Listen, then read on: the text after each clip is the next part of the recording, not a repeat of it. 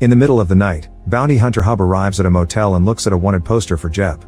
After gearing up, Hub bangs on the door and says he's a bail enforcement bondsman, so Jeb must come out with his hands up. The TV and lights are turned off in the room, but Jeb just tells him to go away. Refusing to give up, Hub takes the grate off the air vent and using a hook, he drops a wasp nest into the room. Soon Jeb comes out to escape from the wasps and Hub catches him with the hook. However, he discovers this isn't Jeb, it's Billy Earl, who sent a fake tip to make Hub come to the motel. Suddenly Billy's brother Clyde Earl shoots Hub in the back, knocking him down. Then Clyde slits Hub's throat to kill him. In the morning, a very dead Hub wakes up in a space between walls and freaks out. Because of the hole in his neck, he can't shout for help. He starts punching the wall and makes a hole big enough to fall into Billy's motel room. When he looks in the mirror, Hub is shocked to see the state of his neck, which proves he shouldn't be alive now. He also has a claw-like bruise on his arm. At that moment he hears a voice outside and notices his guns are gone. Tater enters the room and screams when he sees Hub, who punches him and hits him with the door to then tackle him, stealing his gun in the process. When he lights a cigarette, smoke comes out of the hole in his neck. Tater admits he was hired by the Earl brothers to burn the place down for the insurance and they stole Hub's truck. He also swears Hub was dead last night. A furious Hub cuffs Tater and throws him in the trunk of his car, asking him to tell the Earl brothers he's coming for them. Then Hub takes some tape from the car and puts it around his neck before leaving. After driving for a while, he stops to wait for a train to pass and checks on his wound, noticing that it's slowly closing up. Eventually he reaches his home and rushes to the bathroom to check his scar again, only to see that his neck is completely healed. After washing up he checks on his mother Kitty and is upset to find her hanging out with Pastor Ron, who banned Kitty from his church. He's willing to let her return if Hub promises to stop arresting wanted people during Sunday services, but Hub responds with rudeness and Ron leaves. Hub asks Kitty why Billy is out of prison and she informs him Lucky bailed him out. Realizing Lucky wants him dead, Hub modifies some arrest documents to make it look like Lucky is a wanted man. His answering machine keeps getting calls from a company named Pot O Gold, so he disconnects his phone, only for all his burner cell phones to start getting the same calls instead. Afterward he goes to the local bar. When he sees Lucky, he follows him backstage and tries to confront him, but he's interrupted by his son Cade and his ex Marianne, who is currently dating Lucky. Hub tells them he has a warrant on Lucky, but Marianne doesn't believe him and rushes to her dressing room. After telling Lucky that he wants his truck back, Hub follows Marianne and tries to explain that Lucky hired men to kill him. However, since he doesn't have any scars, Marianne doesn't believe this either. Their conversation is interrupted when Cade comes in saying someone named Goldpot keeps calling the club with an urgent message, but Hub ignores it. Before he leaves, Marianne asks him to sign a form so she can take Cade to another state for an audition and Hub only says he'll think about it. Then Hub tries looking for Lucky but he's already gone. While driving off, Hub notices the lights flickering in the local church. Ron is at the door and Hub is shocked to see his eyes glowing like pits of darkness. As he drives away, Ron follows him. Eventually Hub makes it to a cabin in the woods and sees Lucky's car outside. The third Earl brother called Tiny is nearby relieving himself. Hub checks on Tater and confirms that Lucky hired the Earls, so he approaches Tony with his gun out. Tiny is shocked to see Hub alive and confirms his theory. Lucky isn't here, Tiny brought the car as bait, and his brothers are inside. Next Hub takes Tiny into the cabin and kicks him through the door before shooting Billy's fingers off. He tells the brothers to text Lucky and ask him for more money for killing Hub as a way to set a trap. While they wait for Lucky, the lights in the cabin start flickering and Clyde looks out the window to see Ron coming. Hub sends him out, telling him to get rid of the pastor. As the light flickering gets worse, Clyde tells Ron to leave only to end up screaming instead. When Hub peers through a crack in the door, he sees Clyde being thrown across the room and getting stuck on a wall. Clyde's body starts twisting into unnatural shapes while Billy levitates on his chair. Suddenly Billy is thrown at the door, which crushes his skull. Hub takes another peek and a demonic Ron looks back at him. A terrified Hub opens fire through the door until he is out of bullets, but the doorknob won't stop shaking. Then Hub escapes through the back door and crosses the forest until he reaches the road, where he takes a cab back to town. When Hub gets home, he finds Kitty chatting with Midge, who is here about his orientation for Pot O Gold. He tries to turn her down but Midge gets his attention when she says that he died and went to hell. Pot O Gold has brought him back but it's only temporary and Midge is like his parole officer. He's been resurrected to do more bounty hunting, but instead of criminals now he has to hunt demons. A flashback shows that last night Ron had been perfectly normal and even used holy water to tidy his hair. When the power went out, he checked the fuse box and turned it back on. Suddenly something flickered on a mirror and sparks appeared on the altar candles. Suddenly a poster with his face started burning and a demon's face appeared on a mirror. Ron grabbed a cross and started reciting the Bible while throwing holy water at all his mirrors, causing them to break.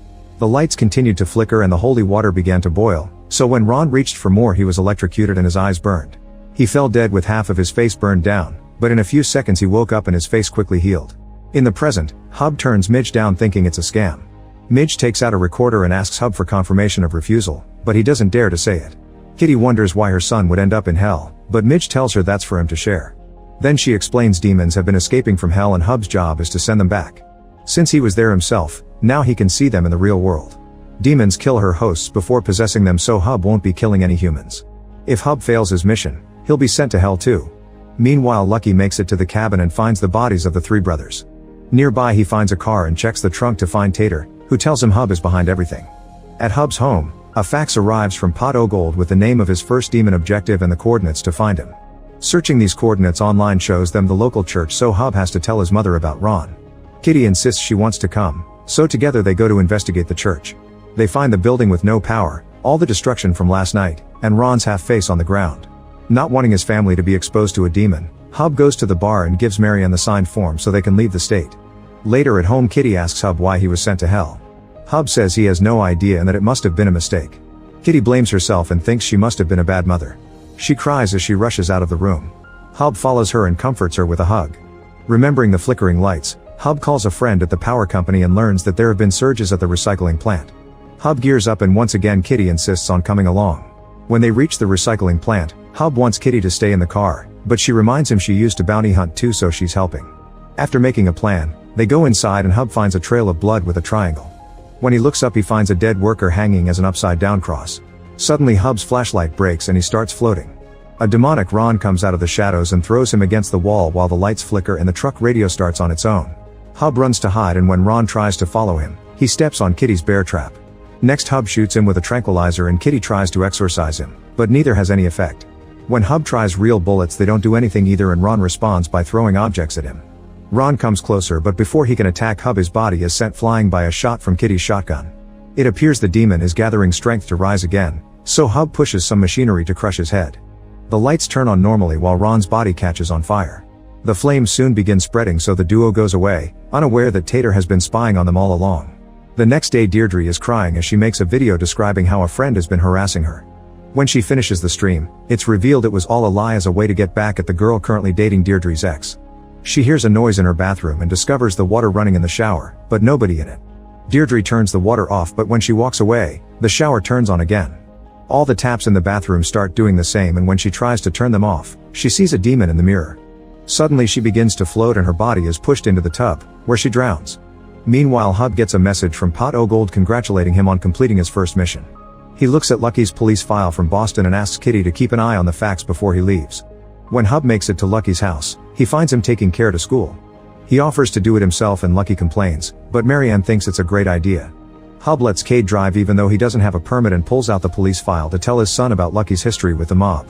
Cade has trouble concentrating on the road but manages to tell Hub that he already knows about Lucky's criminal past. Now Cade thinks his dad faked wanting to spend time with him and only did this to talk badly about Lucky. At that moment, Kitty calls with a new mission and tells him about a demon that should be kept away from water. Hub tells Cade he's skipping school and makes him drive to the coordinates. They arrive at Deirdre's house and Hub makes Cade stay in the car as his lookout. Hub goes to the back door and notices water pouring down from the second floor. He picks the lock to go inside and finds the bathroom flooding. There also are bloodstains on the walls. On his way out, Hub concludes he's hunting the teenager that lives there, and Cade confirms this is the house of popular girl Deirdre, who he knows from school.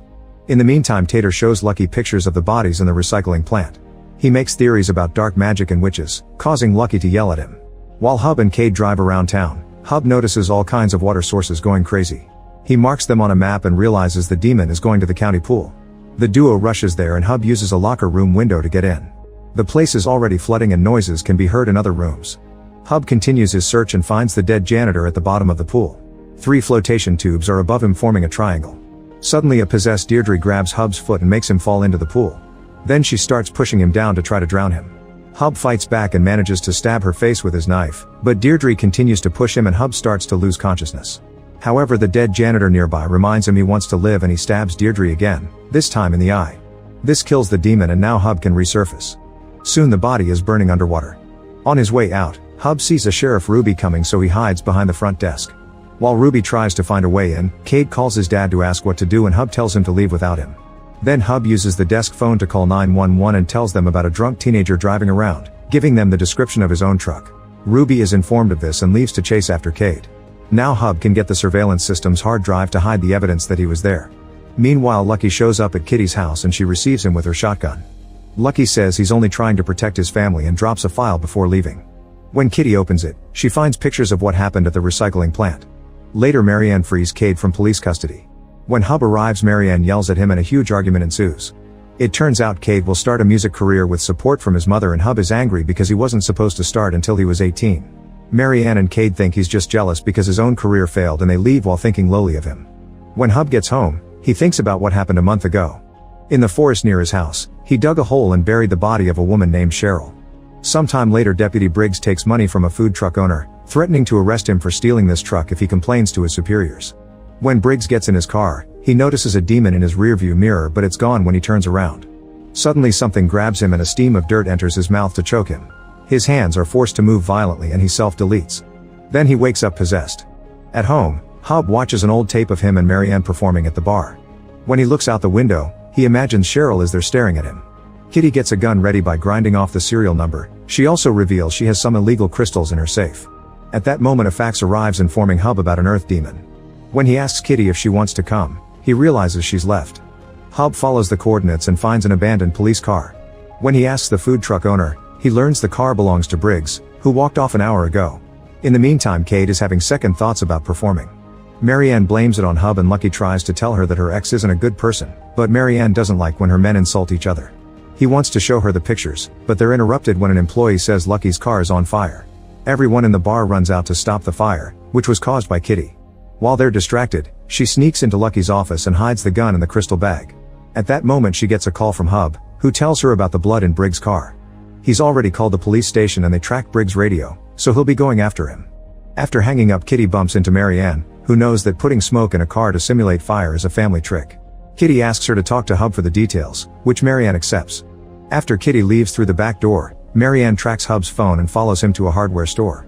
She starts yelling at him and tells him about Kitty's trick, but they're interrupted by a weird noise.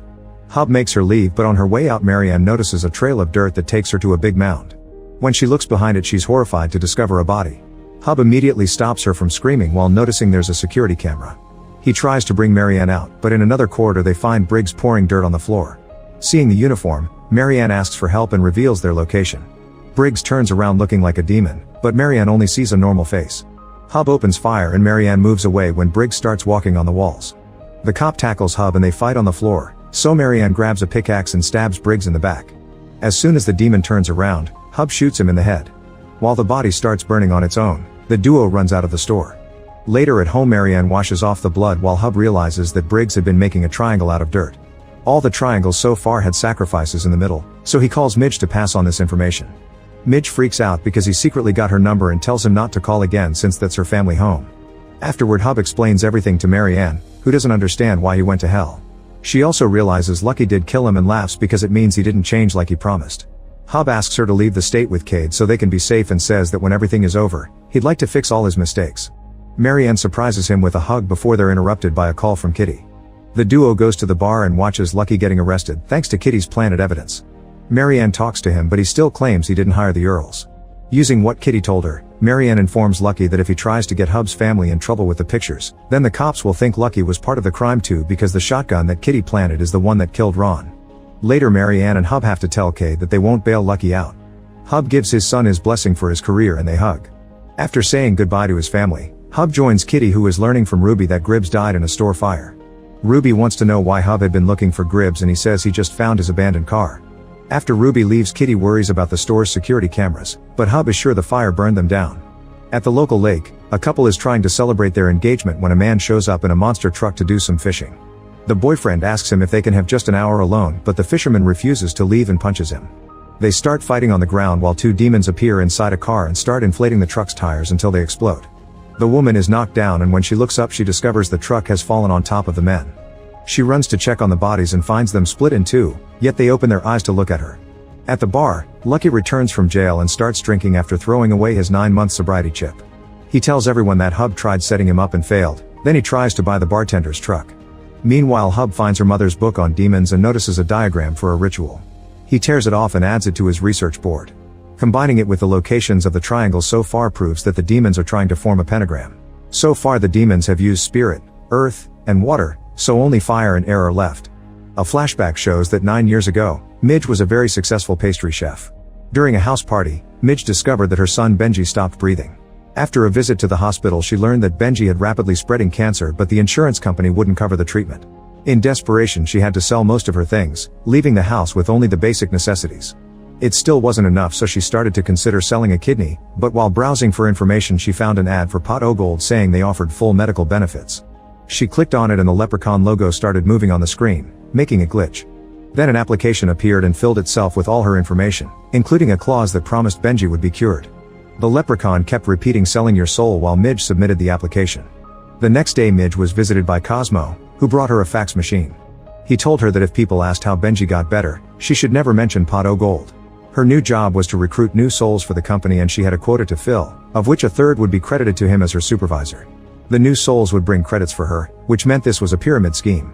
Midge was hesitant, but when Cosmo reminded her of Benji's incoming early death, she signed the contract. He also needed her thumbprint and the ink box pricked her thumb to make her use blood. Afterward Midge started to see images from hell in her mirrors and Cosmo's true form, which was an old man.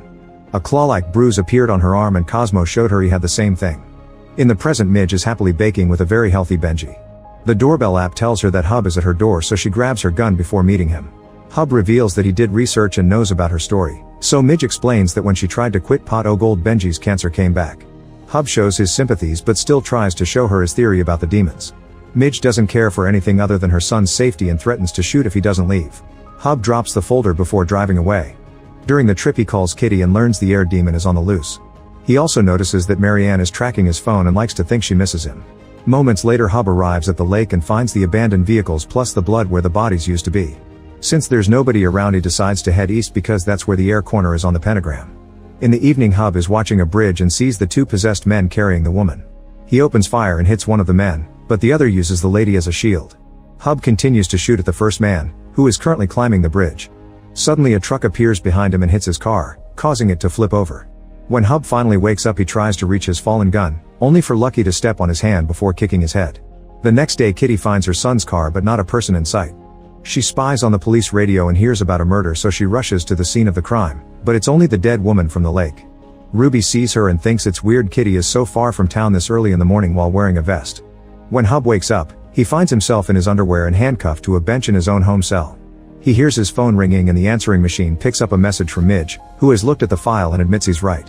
Lucky is there too and starts ranting about what a loser Hub is, not understanding how a guy like him could get Marianne. He steps on Hub's hand and hits his fingers with a hammer before turning to the camera. It turns out he's recording this for Marianne. He admits he hired the Earls to kill Hub, but he also claims that Hub tried to kill him first. When Hub says he's lying, Lucky asks him to share what happened to Cheryl. Hub refuses, so Lucky keeps breaking his fingers with the hammer. A flashback shows that a month ago, Hub visited Lucky at the bar and tried to convince him to leave Marianne because nobody ever truly left the criminal life. Lucky insisted he was clean, but Hub went on a rant, threatening to kill Lucky by framing him as a rat to his old gang. Then Hub punched Lucky and Tiny had to kick him out while Lucky told him he crossed a line. Outside, Tiny kicked Hub a couple of times and asked him to run. Later that night Hub was waiting in his car for Tiny to leave while drinking a lot. With a gun in hand, he entered the bar and saw a shadow with Lucky's hat, so he immediately shot it. However, when he took a closer look he discovered he shot Cheryl. Hub tried to stop the bleeding but Cheryl still died under his hands. Lucky was in the office upstairs and saw Hub's car driving away at great speed. He rushed to the other room and found the hat, a freshly mopped floor, and tons of cellophane. In the present Lucky insists Hub has to confess, but Hub only gives him the finger and Lucky answers with his hammer again. Meanwhile Marianne and Cade finish recording their first song together.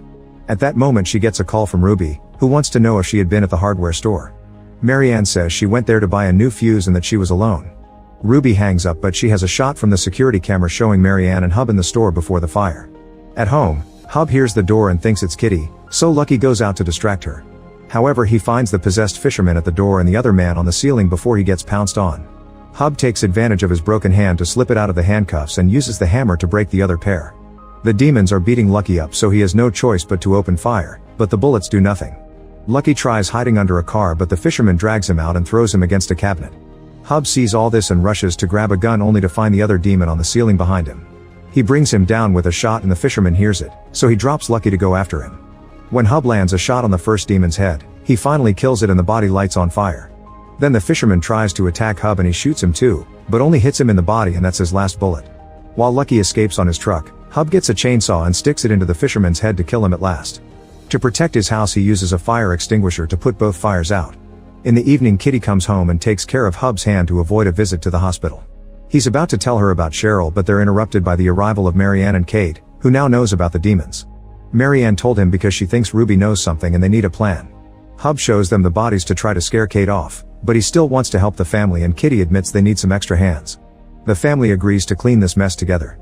The next day a boy is playing in the playground when an invisible force suddenly creates a trail of ashes on the grass and makes the kid disappear. In the meantime Marianne is still helping Hub clean. Kitty and Kate left with the bodies, which will be cremated at the funeral home. Hub knows the employees won't call the cops because Kitty has information about the funeral home's criminal activities. Suddenly they hear a ringtone and discover Lucky left his phone behind. Marianne knows the password and unlocks it, but Hub tells her that Lucky recorded his torture so she drops it. When she leaves the room, Hub destroys the phone with a hammer. After Kitty and Kate come home, the fax drops the information on the latest demon. It can manipulate fire just like Hub predicted. Following the graphic he's been making on the map, he deduces the final sacrifice will happen at the new housing development. The family wonders what will happen to Hub when he kills the last demon and Kitty makes them pray. At that moment Midge arrives and shows them the results of her research. If the demons complete the ritual they will summon one of the shackled 7 former angels that joined Lucifer's rebellion against God. The family organizes an evacuation plan for the housing development. In a church, Lucky tries talking to God about what he saw while Tater points out he was right about the black magic. Lucky concludes that God gave him his bad temper to prepare him to fight Hub as a holy warrior and asks for a sign. Tater's phone begins ringing and he explains the police keeps trying to make him talk about the Earls, but he swears he isn't a rat. However Lucky sees this as the sign.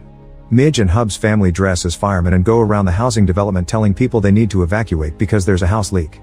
Midge uses a mirror to see people's real forms and confirm they aren't possessed. One of the neighbors refuses to leave without his doll collection and opens fire, so the group runs to hide. They don't want to save this creepy guy but they have no choice otherwise the demon will use him for the ritual. Hub sneaks into the house and waits for the man to check on his dolls to catch him by surprise. He knocks him out with a taser and drags him out of the house. Then Midge goes in to clear the house and finds the boy from the playground. He only stares awkwardly at her so she uses her mirror and confirms he's the demon. She takes her gun but can't bring herself to shoot a child. Suddenly fire lines appear on the ground and the house collapses into a sinkhole. Since this kills Midge, the ritual is now complete. That night Hub thanks his family for helping and they share a hug. While waiting for the end to come, they all play some music together. Afterward Marianne kisses Hub and they end up getting naughty. At that police station, Lucky gets Ruby to promise she won't touch Marianne and in exchange he gives her the pictures of the recycling plant. Moments later Hub receives a fax telling him to hunt down a demon called Lilith. The coordinates match his backyard so he rushes to Cheryl's grave and finds it empty. A flashback reveals that in the middle of the night, a possessed Cheryl rose from the grave. Moving extremely fast, she looked through the window and saw Hub getting busy with Marianne. At that moment she heard a truck nearby, so she released her wings and flew off to land on top of the vehicle. In the present, Hub wakes up after having slept in the forest.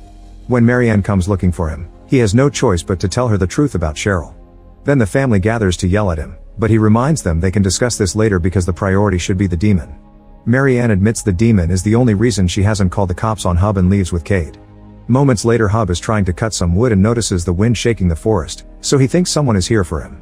At that moment Cosmo arrives in his van and drops Midge, who looks perfectly fine. She explains she's been sent back to help him finish the job, which will be the last one for both of them. It's also their only chance to save their families because Armageddon is coming. Midge tells him about Lilith, who used to be an angel. Since she was God's favorite, other angels were jealous and tricked her into joining the rebellion so she would be sent to hell. Lilith is known for her amazing voice and as she's very attracted to music, she also has mind control powers. The devil's been enamored of Lilith since she became his prisoner and the last time she escaped, she took out her rage on every man she met. They finally captured her outside an abbey where the monks were chanting, which Midge has a diagram of. Meanwhile Cheryl bursts into a diner and turns up the volume of the jukebox. The locals run to call the police because they recognize her from missing posters. When a man touches her shoulder, Cheryl controls the minds of every man in the room and forces them to self-delete. Then she makes the women bow to her. At the same time Lucky and the cops surround Kitty's house. She surrenders while the cops search the house but they can't find Hub.